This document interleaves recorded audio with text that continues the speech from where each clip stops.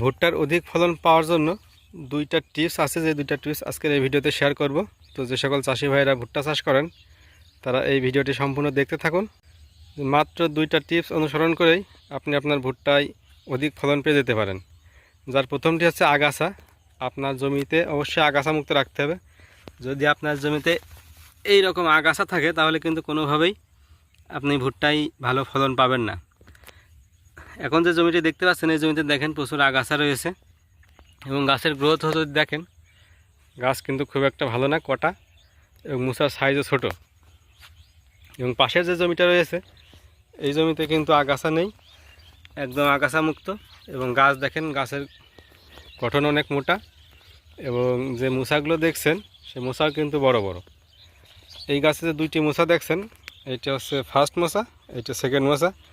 তো এর সেকেন্ড মোসা আর এই যে জমিতে আগাছা ছিল তার এই প্রথম মোসা কিন্তু একই রকম অনেকটা। সুতরাং বলাই যায় যে এই জমি থেকে এই জমিতে ফলন একটু বেশি হবে।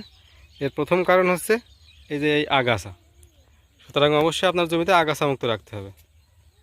আর ভুট্টার আগাছা মুক্ত রাখার জন্য বাজারে বেশ কিছু আগাছানাশক পাওয়া যায়।